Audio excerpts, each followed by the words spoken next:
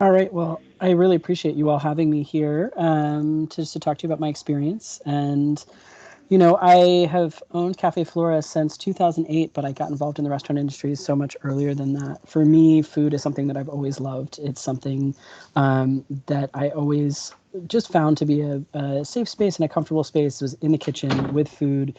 And I always just enjoyed just the kind of the fact that food brings people together, and I think that that's something that food and community just go so hand in hand. And I think that I've been lucky enough to work with some just incredible people along the way. I had my first food job when I was 16. Started working in kitchens, and for a long time I thought that it was something that I would do on the side, and but never do as a full profession. So I went to college and actually was pre-law. And thought that I would do social justice law as a career, but I cooked all the way through. I cooked all the way through college, and came out of that, was still working in restaurants, and then came to Seattle. And I came to Seattle sight unseen. I wanted to move to the Northwest. I had just heard great things about it. I went to school on the East Coast. I grew up in California. It was a region of the country I'd never been to before. And I came and I had heard about this vegetarian restaurant called Cafe Flora. I grew up vegetarian, so for me it made a lot of sense to just I wanted to find out more about how is this vegetarian restaurant a thing? How does it exist? There are not many in the country. So came, met with the owner of the restaurant at the time, had a really great conversation with him, just cold called him and said, hey, would you have time for a coffee? And we had a great coffee, and didn't really think anything of it. And then I heard back from him probably 6 weeks later, and he said, hey, I'm hiring right now, and I think you'd be great. I was like, really? Okay. And we started working together, and quickly I became the general manager at Cafe Flora. And during that time, he actually relocated and moved to California, and I was running the place. And he came back, and about a year later, and was like, "Oh, I think I'm going to sell the business." And I was like, "Okay, that makes sense. You don't live here anymore." And I was kind of updating my resume in my mind as we were talking. And he said, "Well, I want to sell it to you." And I was like, "Well, okay. Do you want my '92 Honda Civic?" But we worked out a deal that made it work, and I was just so happy. That was in September of '08. Of course, the economy crashed in October of '08. It was a hard time to be in restaurants, but I think we were just so fortunate. We had such a great team of people who loved what they were doing, and just phenomenal guests who supported us all the way through. And for me, it was about taking a brand like Cafe Flora, and reviving it. Cafe Flora opened in 1991. It's one of the oldest restaurants in Seattle and one of the oldest vegetarian restaurants in the country. And it had kind of lost its way a little bit. It just had started to feel a little bit dated. And so for me, it was coming in. They didn't have a bar. We brought in craft cocktails. We really strengthened our relationships with the farmers, and we gutted the whole restaurant and redecorated, just to make the atmosphere and that look feel match the food that we were serving, so that you had that full all around experience as a guest. That was in 2008. Just continued to grow the program, added breakfast and lunch in. That wasn't something that they had done, but just continuing to grow what we were doing in a pretty large way. And, you know, started to think about expansion. And we've definitely been approached by a lot of spaces. And so started thinking about it.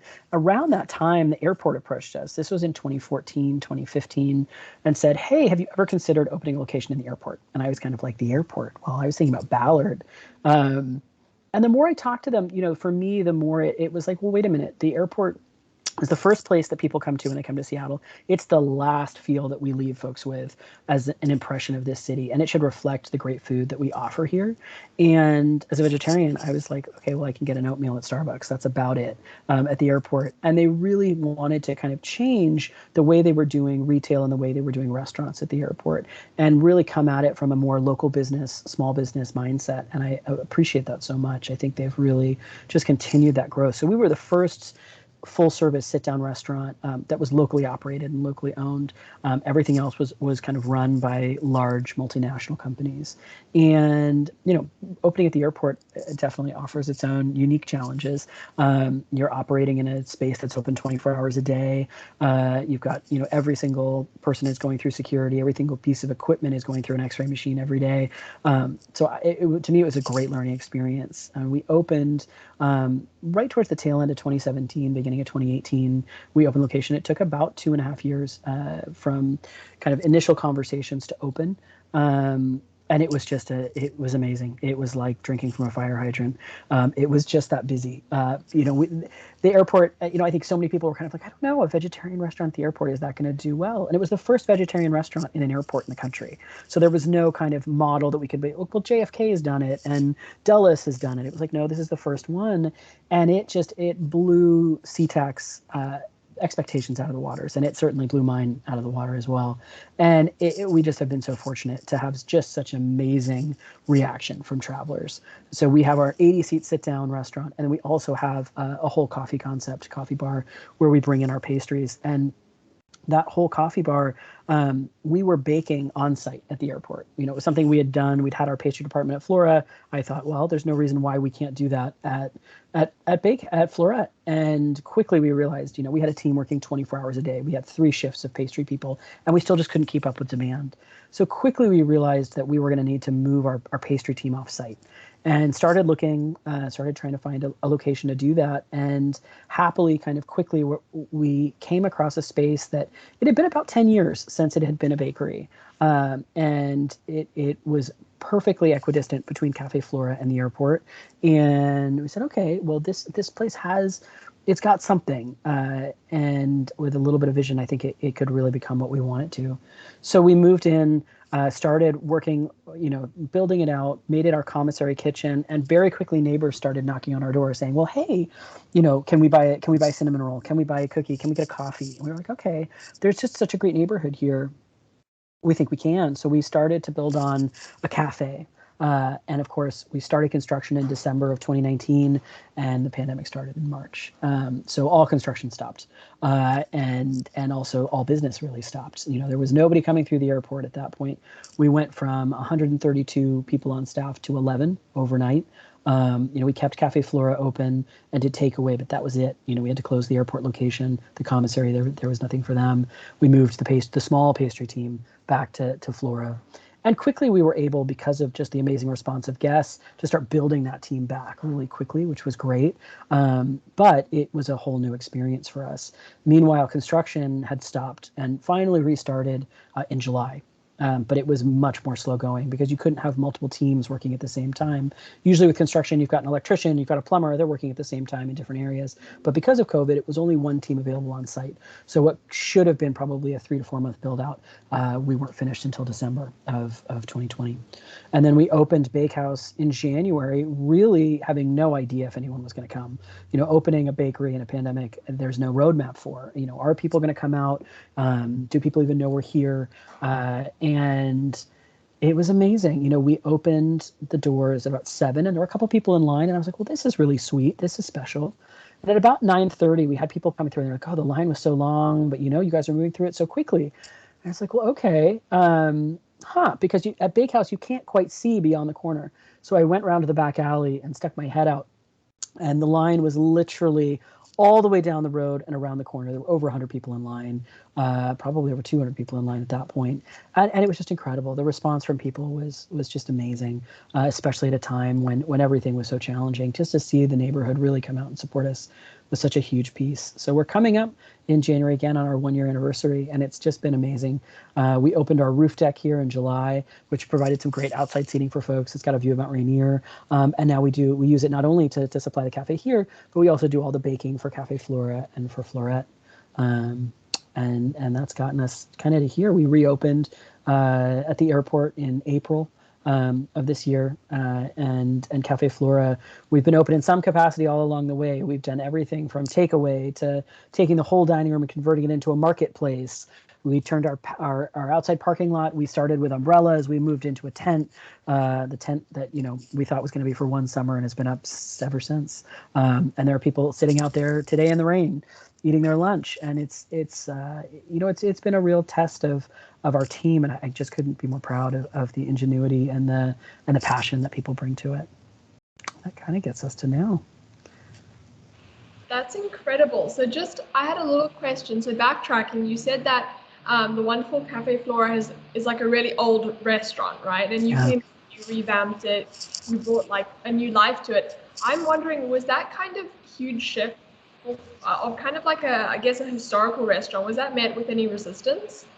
It was an interesting. It was a tightrope that we walked, and I think anything that's been around for a long time, our guests have a lot of ownership around Cafe Flora. It's their place. They have a lot of attachment to menu items. They have attachment to a lot of different things about the restaurant, and to me that's such a good thing. We were saying we just did Thanksgiving. We did our sit down prefix for the first time since the pandemic started. And, we've been open for 30 years. So you have people who come for Thanksgiving for 30 years and they sit in the same table in the same space at the same time every year. And that means something, that you're a part of people's family, you're a part of people's traditions. And it's something we want to really honor. And as we've evolved as a restaurant, we've tried to honor as much as we can while also evolving and knowing that food changes, tastes change, spaces change, and we've tried to kind of please as many people as we can, while also knowing that we always have to grow and evolve, right, and not stay stagnant. And there's always going to be. When I got to Flora, there were booths, and it was kind of it was a big thing. We took the booths out. There were 3 of them. They took up a ton of space, and we took them out. And it took about 2 years for guests to get over that. They were like, well, but we want the booth back. We want the booth seating back. And it was like, I hear you, but now the space feels much more open and airy and light. And people got on board. Eventually, they were like, oh, I see it now. I understand. But it was a lot of conversations. It was a lot of talking with folks. We've had some menu items that have been on the menu since we opened, day one. We took one of them off. This was kind of right around when I got there in the early 2000s. We took this taco plate.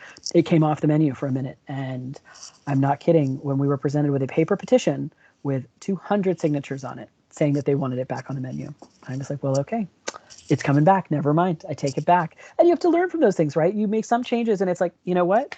At the end of the day, if this is what the guests want, then that's okay. Then we can put it back on the menu. And I think that's been such a learning and growing opportunity to have a restaurant that's got that kind of history. It's a pretty special thing.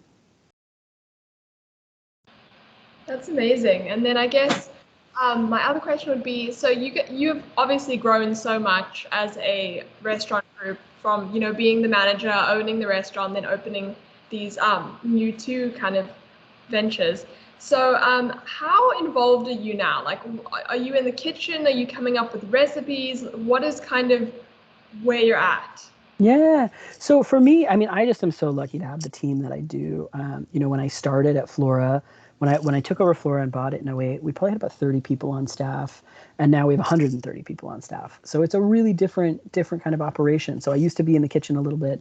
Now I'm not. I'm in the kitchen in the sense that I'm always trying things, always tasting things. I'm always talking with the chefs about different ideas, what's in season, what can we do, what are guests excited about, what are things that we've done before. Again, being 30 years old, we have a great Rolodex of recipes of things we've done in the past, and some of them we might take a salad dressing from 3 years ago and add it to a totally new salad that we're working on. And I think that's something that for us is a really nice experience to have, to be able to look at these different recipes and pull different puzzle pieces and put them together in different ways. I think that's just been a really special experience that we have as Flora. And the other piece that we can always look at, though, is what's coming from the farms, what's coming, what's growing here, what are new things that are growing, and having those collaborative conversations. So for me, it's a lot of conversations. It's a lot of talking about food. But these days, I'm sadly not in the kitchen as much as I'd like to be. That's incredible. It sounds like you've really had to put in like a lot of work yourself, and you've come a far way in, kind of distributing that over more employees and everything.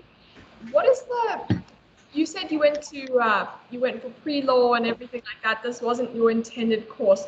What was it like kind of jumping into the world of entrepreneurship and business owner, like owning a business? How was that for you, and what was your kind of like key takeaways? I think it's interesting. For me, social justice has always been a big part of my life. And I think that at that point in my life, I thought being a lawyer was the only way to kind of enact social change. And I think I feel really lucky that I quickly was able to realize that while I think law is fascinating, it's not my passion. And food is my passion, and that kind of convivial community building that restaurants have is something that I love, and is another way to enact social justice and social change, is bringing people together, and is also creating workspaces that people feel safe, that people feel welcome, that people can bring their whole selves to work. I think that's another piece that in restaurants hasn't always been there. It's definitely something I think restaurants are making strides towards, but is still a long way off. Talking about restaurants and kitchens as safe spaces is a conversation that finally is having its time. It's something that for me has been really important, and I think it's something that I'm so glad the conversation is now happening about. But as far as being an entrepreneur, it took me a long time to be like, oh, okay, yes, that is what I am. I think I didn't really embrace that label as much, but I've always loved creating things. I've always loved putting things together, whether it's businesses or events or anything. And the more I embrace that, the happier I've been. Incredible. That's awesome. And just for anyone who kind of has just recently joined, we're just talking about the beautiful Flora Restaurant Group. I don't know how many of you guys know it. I've been to all of the branches. I love it. It's so good. And like as a vegan myself, I just find that there's so many like great options, which is kind of rare. And especially in Seattle, I feel like we need more of it, and there's a demand for it. And Yeah. it's not being, I mean, you guys are meeting it, but I would love to see even more of it. So yeah, so for the audience, just so you guys know, if you have any questions, feel free to jump in at any time. I'm kind of just asking what I want to know. We're going to have a Q&A at the end, but any. So yeah, I think, you know, having this restaurant, how have you seen like the demand for vegetarian and vegan food growing? Like, Oh, yeah, absolutely. I mean, it's been incredible because I think it's changed so much since, I got to Flora in 2005, and still at that point we would see people come in and say, "Oh, so it's a vegetarian restaurant. So you serve chicken, right? But you must have fish." And that's not quite the questions we get anymore. And I think more people are understanding not only the health implications of being a vegetarian or a vegan, but also the environmental impact. And I think that's something that we've been really it's a conversation that is so important, and I think people now are beginning to recognize that eating less meat is just such a better thing for the environment, and I think that's really impacted people's dining choices. I think that we see so many folks now, they may not be vegan, and I would actually say the majority of our guests are not vegetarian and they're not vegan. They love good food, and that's why they come to us, and it's something that I'm always proud of. At Florette, we end up being a lot of people's very first meal without meat ever. You have a lot of travelers. They come, they sit down, they eat their whole meal, and then suddenly they're leaving and realizing, wait a minute, you're a vegetarian restaurant? We didn't realize. And the fact that we can have a delicious meal, feel full, and leave is such a special thing. And for them, it means they're taking that away, and now they're going to incorporate more, whether it's a meatless Monday or it's just more vegetables into their life, or just thinking about food in a different way. To me, such a special thing. It's really evolved. I think vegetarian food had this rap of being like undercooked brown rice and raw tofu and soy sauce, and that was kind of what people imagined. Raw kale, kind of, that was the image that vegan and vegetarian food had. And now I think people have come to expect just great food that happens to be vegetarian, and that's what we thrive and survive in. Yeah. and so this kind of mini series, it is wellness and sustainability. And I would love to know, as a restaurant, what you guys kind of have put in place to make it as sustainable for the environment as possible. Yeah. So Cafe Flora is, I mean, again, we opened in 91. I always thought, so Cedar Grove is our compost company, and we are customer number 3. That's what it says on our invoice. We are the 3rd customer Cedar Grove Compost ever had, and the very first restaurant. And that's something that says so much to me, because we were at the forefront of composting when that wasn't a thing. in restaurants. It took a long time for it to come around, and all of our compostables, all our paper cups, everything is compostable. All our forks, all everything.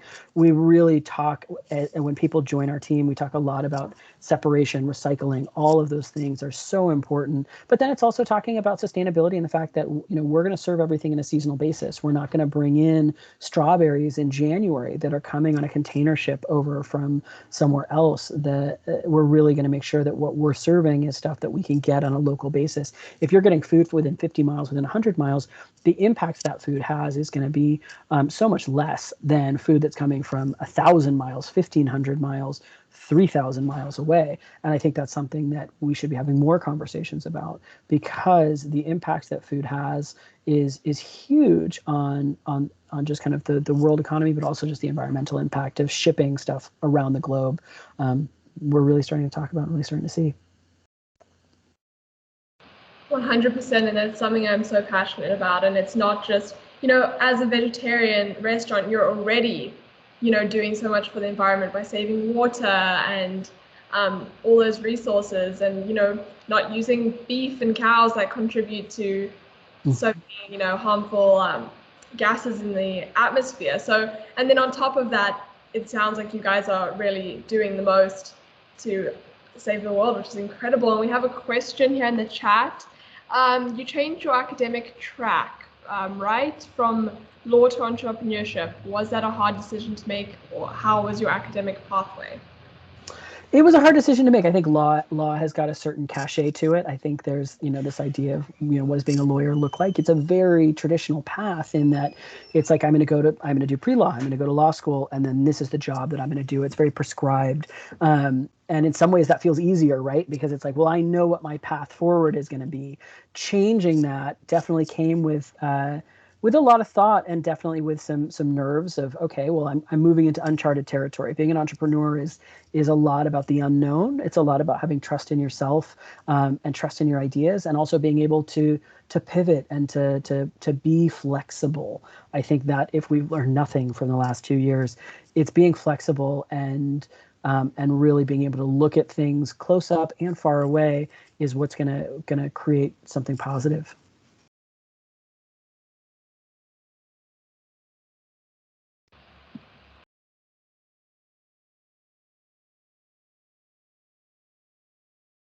You're muted, Lillian. Sorry, didn't know when I was muted. So we have a question. Are dairy products included in the vegetarian restaurants? Yeah, they are. So we have, we offer things that are vegan and things that are gluten-free, and then also vegetarian. So things that are vegetarian do include dairy and eggs. But we always try and make sure that we have lots of vegan options as well as lots of gluten-free options. Our goal is to have something for everybody, right? That you could be vegan, or you could have a dietary restriction, you couldn't eat nuts. That there's always going to be something on the menu for you. I think for me, always growing up as a vegetarian, I'd look at a menu and be like, well, I'm going to order the one thing on the menu I can have. What I love is people coming to Flora and it's like, wait a minute, I'm looking at an entire menu's worth of things that I can eat. Or it's somebody who's coming in who never can order off the menu, who's always like, well, I'm just going to eat before. And they can look at the menu and say, hey, you know what, I can have that. That actually meets my dietary restrictions. Like, that's such an exciting moment for me. Amazing. So, and then what are the top 3 risks running a catering business? I mean, I think running a catering business, I think catering in particular has its ups and downs. I cut my teeth in catering for a lot of years. That's the job I got in high school, and I worked for catering companies on and off through college as well. There's a piece of me that loves catering. There's something about being part of people's special events that I think is so sweet. Catering's challenges, though, are the seasonality of it. You have certain times of year where you are extremely busy, and then certain times of year where you are doing next to nothing. I think that's where having a really diverse mix within your catering business is so important, that you're not just specializing in weddings, or you're not just specializing in birthdays, or you're not just specializing in even corporate. If you're doing some corporate events, you're doing some, just having that healthy mix of customers, I think, in catering is something that I've seen create success for folks in the catering world. I think it's when you start pigeonholing down into just doing one type of event that it becomes really challenging to scale. So I think that's a big piece of it. And then I think the other pieces are just figuring out what recipes you can do and do them well, and sticking to a set menu of here are the options, because everybody's going to come to you and want a million different things. And if you can stick to what you do and do it well, I think that to me is something in catering that works. I think it's when you start trying to do everything that it can get out of hand pretty quickly. And I think you guys do such a good job of that. You're not the Cheesecake Factory.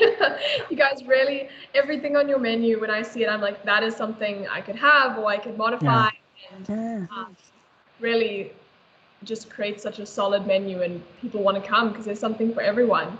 So let's see, another question. How much funds should be needed minimum besides rent to finance an adequate restaurant or cafe with 40 seats?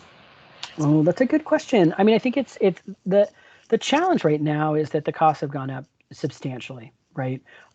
So I think that's something to consider, like in this particular moment. And I hope that by 2023, 2024, that will be different. But the price for a build out right now is substantial. I would say if you are opening a 40-seat restaurant, you should be negotiating with your landlord because they should be paying for the TI, which is tenant improvements. At this point, there's no reason why you should be putting your dollars towards tenant improvements. They're the ones that should be helping you with the build out. They should be paying for the hood. They should be paying for all of those kind of infrastructure pieces. You shouldn't be putting any of your dollars towards those. And right now is you've got a lot of landlords looking for tenants. So it's a great time to negotiate. I think it's actually a good time to be an entrepreneur. It's a good time to get in because there's a lot of restaurant spaces that are empty right now. So you can have those conversations with landlords that they may not have had with you 20 years ago or 10 years ago or 5 years ago. But now they are willing to say, okay, yeah, we'll put the money in for tenant improvements. I think, you want to look at your menu and cost it out to figure out how much is inventory going to cost you. Are you looking at, great, my inventory should cost me about $1,000. So you need to set aside money for that. And then you need to set aside money for, what's your opening labor going to cost you. So just to actually get ramped up to your opening day. And then you need to think about the fact that you're probably not going to turn a profit in the first 3 months because you're still figuring it out. Hopefully you do, but you don't want to bank on that. You want to bank on the fact that you're going to get there. But for those first 3 months, you need to figure out what are your operating expenses? What are your average utilities going to be? What are your average labor costs going to be? What are your hours of operation? What are your sales goals for that time? What's your average guest check? How much do you think a person is going to spend when they're coming in? And then how many people are you imagining are coming in, per hour in those hours of operation? So you can do that math relatively easily by figuring out kind of, here are the average number of people I want to come in every day. Here's the average amount I expect them to spend. That's going to be my total sales goal. Now let me think about that across 3 months. What are my sales goals across 3 months? And then you're going to take, there's kind of an old adage with restaurants. It's somewhat true now, but it's a good one, which is, 30% is going towards labor, 30% is going towards inventory. So your food, your consumables, your cost of goods, your COGS, right? Anything that's consumable. And then 30% is going towards everything else. It's going towards your G&A expenses. So your rent, your utilities, all those pieces. And then 10% is profit. I would say there's some flexibility all within that, but that's the traditional restaurant model. So thinking about it in that perspective, I think is helpful. I think that's so helpful because we can talk about, the kind of how you came up with your idea and everything like that. But I think as entrepreneurs, we really want to know, or as future entrepreneurs, we want to know what are the specifics, how do you succeed? Because so many people can have an amazing idea and try and build it, and then if they don't know these things, it can really be detrimental. So thank you for that. Another question, any challenges to get your website and or marketing up and running? I don't think so. I think it used to be much harder than it is now. I think this is our, I think, a fifth website since I came on in 2005, so 16 years. It's now there's so many templates, there's so many different things. It's a much easier to do. Social media has now become the dominant form of marketing. I think it's about having great photography and telling great stories about who you are, about your guests, about your food. People really resonate with that. They resonate with seeing those stories, seeing what's going on. And I would say actually marketing and website stuff has only gotten easier, for sure. Hey Nat, I'm Kenny. I'm a digital marketing officer here at EDPC. And first of all, I wanted to say I love your restaurant. I'm not a vegetarian or vegan. I love my meat, but your restaurant was just amazing. The first time I went there, I was mind blown that it was vegetarian. Awesome. Um, Also, I had a quick question. What is your future for Cafe Flora? Do you intend to have anything or anything? I mean, Flora, it's amazing to be turning 30 as a restaurant. I think is incredible. We just opened Bakehouse this year, and we've got some more growth plans for Bakehouse as far as bringing in events, bringing in catering, doing all that kind of stuff. Because we opened in a pandemic, we haven't been able to really do everything that was kind of on our list for what this space was going to be. I think now that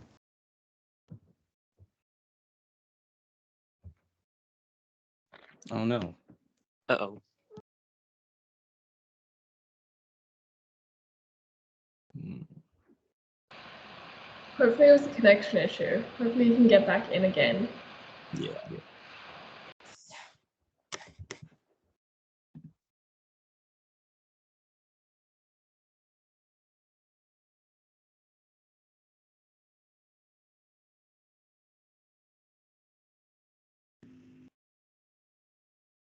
Yeah, he was having a little bit of issues earlier, so let's give him 1 minute.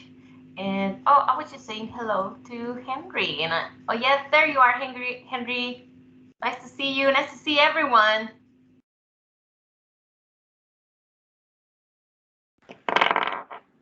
Hello everyone. Hello itself. Thank you for saying hello. I just came by to say hello. As you know, business and marketing is one of my favorite areas that I actually do enjoy, and especially marketing for me because it kind of walked me to all of these disciplines that kind of come together in marketing, like psychology is a big part of it. Sociology, communities. Location, infographics, psychographics, demographics, all of that, right? And that we learn in general marketing courses. So it's nice to be here. I'm just listening. Thank you for welcoming me. Thank you again. Thank There you are, Nat. So sorry I lost complete connection from you guys for a minute, so I've changed locations. Hopefully that's a little better. No problem. So let's recap. Where were we? Can you remind us? Right. So my question to you was, what is your future for Cafe Flora? Yeah, for Cafe Flora, I think, we have been, it's been around for a long time. And, I think that there's always opportunities for growth and evolution. But I also think that Cafe Flora, as kind of this, my goal for it is that it's around for another 30 years, to be honest. I think there's a lot of restaurants that make it. I mean, restaurants are the most likely business to fail. Making it to 3 years is incredible. Making it to 5 years is amazing. Making it to 30 years is almost unheard of. So for me, my goal for it is that it lasts another 30 years. It lasts beyond me. Restaurant transitions are hard when you transition ownership, and they most often don't work. I'm proud that this one did, and I hope that someday I'll be able to do it again. I think for Florette and for Bakehouse, there's lots of room for growth as far as what we do, what we offer. And for Bakehouse, I'm excited to have a full summer with a roof deck, do events at night, and bring all kinds of things. Bring different people into the space, use it in some different ways. We're going to start teaching some classes. It all comes back to Flora as far as mission, but I think as far as Cafe Flora goes, my goal for it is just to continue to thrive and succeed and continue to grow. Right. That's awesome. Well, I'm excited to go back to Cafe Flora and see the growth of it. Incredible. We have another question here. Can you speak a little bit about how Cafe Flora community? I know on your website you have tons of different kind of organizations mentioned, Camp 10 Trees, LGBTQ allyship, things like that. Yeah, absolutely. I mean, to me, it's like the restaurants are just such a great way to be able to contribute back to the community in many different ways. So we do it in a lot of, there's kind of each location we do it in a different way. So I'm at Bakehouse now, and at Bakehouse we do, so during Pride Month we did a rainbow tree cookie, and then we donated all of the proceeds, everything we made from that cookie we donated to Camp 10 Trees. And then we did we did a multi-layer rainbow cake, and we did, for Pride Weekend, did slices of that, and that went to the Trans Justice Funding Project. For Bailey Boucher, they're one of our neighbors at Cafe Flora, and they actually opened right around when Flora opened, and it's been such an amazing history around AIDS hospice care, which is how Bailey Boucher started. It's now evolved into a homeless shelter, and we've really tried to be part of them and work with them all along the way. Everything from hosting fundraising dinners, to being part of their auctions, to bring food over, whatever it looks like. We've had just an amazing relationship with them. We do our Thanksgiving prefix every year at Cafe Flora. Every year we donate to Real Rent to Wamish as part of that Thanksgiving tradition. And then, we probably get almost 1,000 at this point requests for participating in auctions and things like that. And we try and do as many as we can. I think, to me, again, it's about helping as many organizations as we can in different ways. We at Florette right now are working with the airport because there are so many Afghan families coming through who are relocating to Seattle. And what we've done is worked with them to create, they're all coming in, and there's a particular place at the airport that they all come through. And so we worked with some of the other small businesses to make that space welcoming, and B, to provide different things, whether it's snacks, water, backpacks, toiletry kits. A lot of them are coming from different bases all around the world. This is their first stop in the new place that they're going to live. And for us, anything that we can do to make that first hour in Seattle be a positive experience and a welcoming one, that's what we're here for. So that's some other work we've done. So in a lot of different ways, we work with nonprofits, and I think there's even more we could always do, definitely. That's absolutely incredible. It's these small things that make such a difference. Like thinking about that just makes it so much more personable, especially than like coming in this Starbucks, and then you have like such a more small business like you guys who's doing so much for the community, and that's just incredible. So keep your questions coming. In the meantime, while you guys can put it in the chat or unmute yourselves. But I'd love to know, Nat, what is your like favorite 2 things on the menu? Like what That's so hard. My favorite 2 things on the menu. I mean, it depends on the day. I will say I just tried today we just switched to it. We're doing a new seasonal croissant that we do on the weekends here at Bakehouse, and it's going to be a passion fruit meringue croissant, and it is absolutely delicious. It's phenomenal. But one of the things that is honestly one of my favorite things, and it's such a simple thing, but it's the way we do tofu. I think at vegetarian restaurants sometimes tofu is lacks flavor, and it's something that we really pride ourselves is the flavor that we're able to bring to it. It's a lot of folks' first time. Maybe they've always gotten scrambled eggs, but they're like, well, maybe I'll get tofu this time. And we have a marinade that we use for it. It's so flavorful. It's something I eat almost every day. But there's a reason I eat it almost every day. It's because I love it. Yeah. I'm gonna make some tofu for dinner, so you might have to give me your secret recipe. Definitely. Awesome. Any other questions you guys have?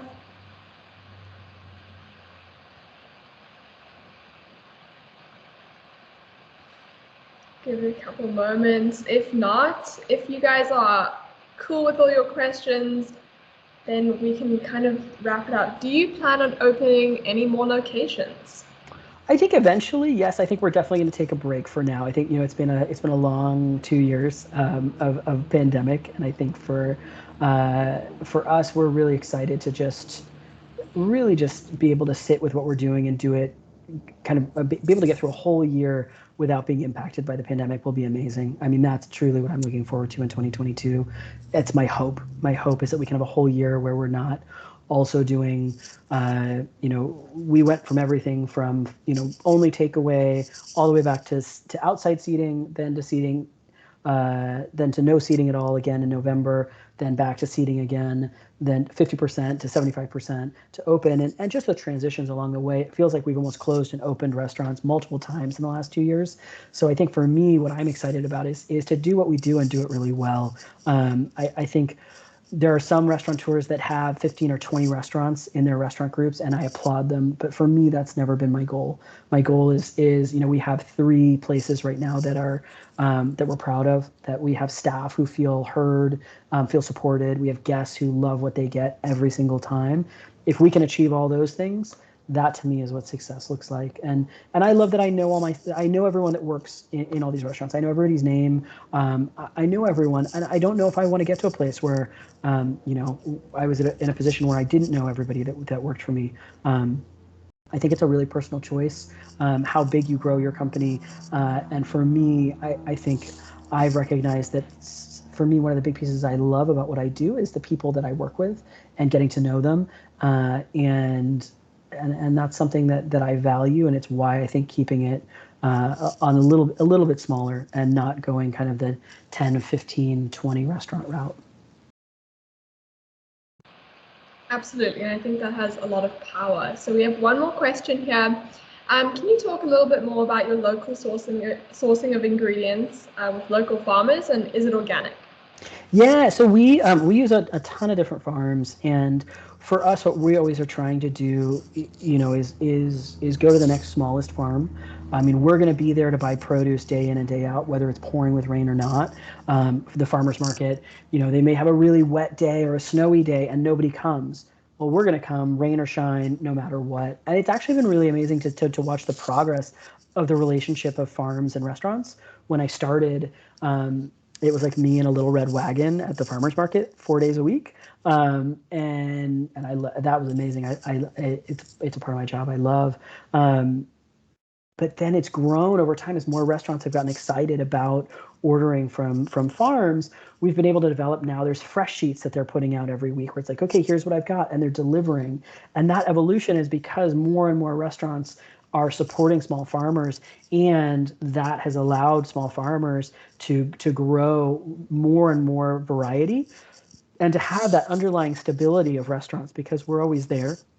Again, we're not a rain or shine, and we're gonna buy 200 pounds of something. So now what's fun, now that we're getting into winter, is we start having conversations with some of our farmers about what do we want to have them grow for next year, right? So we're having a conversation about the squash we want them to grow for us next year. We're talking to them about, okay, in the spring, we can commit to, whatever that looks like, 150 pounds of strawberries every single week starting in April. And I think those kind of things are just like one of the really fun parts. It's like we get to have them go through seed catalogs and say, hey, what about this? Or what about that edible flower? We think that might work for you. Or we may be like, hey, we want to do a nasturtium pesto for Mother's Day in the spring. So they're going to order nasturtium just for us and grow them. And I think that relationship is something that's so special.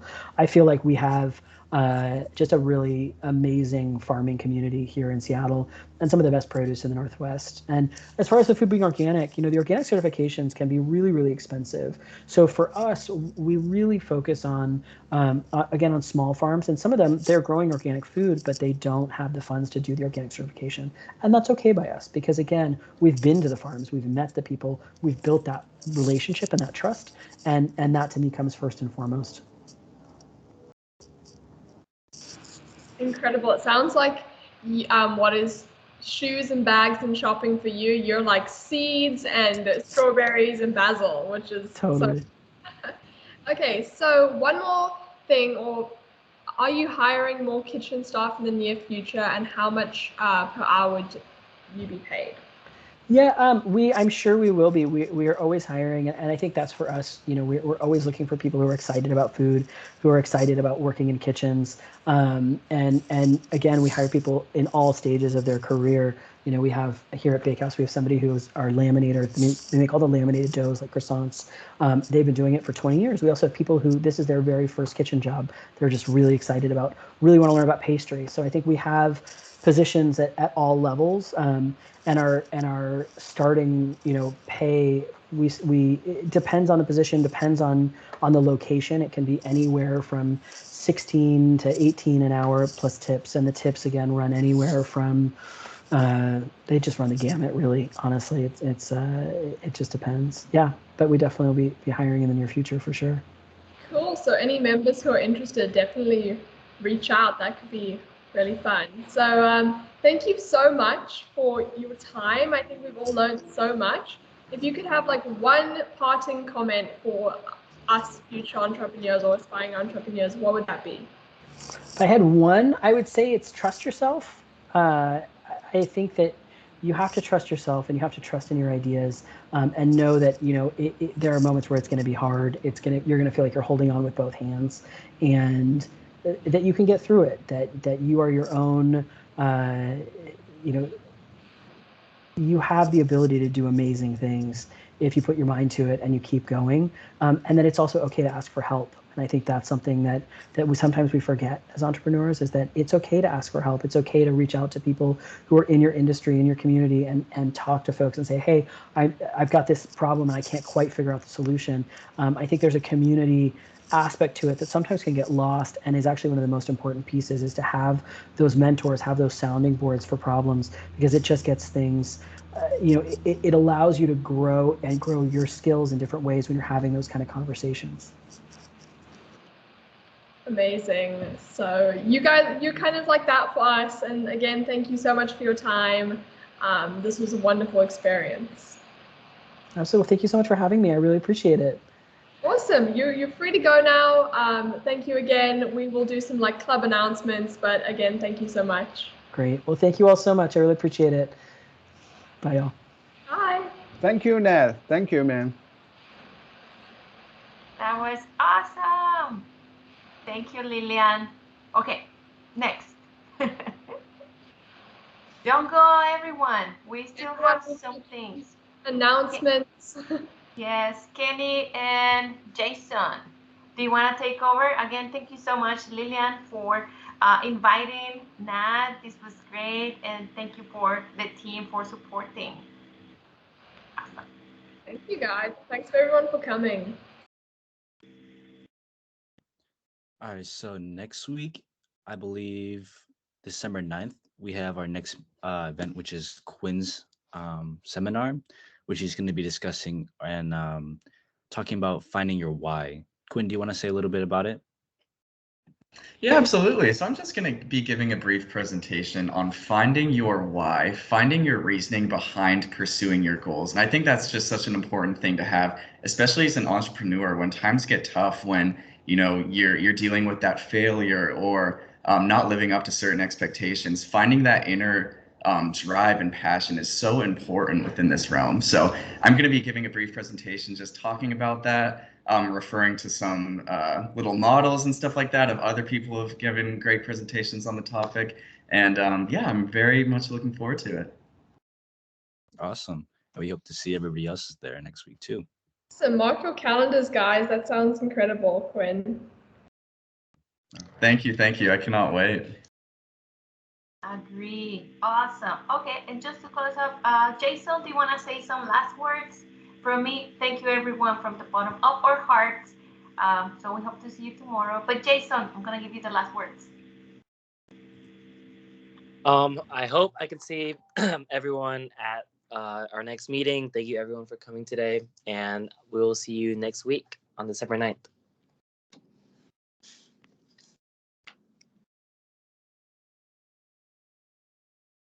Bye, guys. Thanks for coming. Bye-bye. Thank you.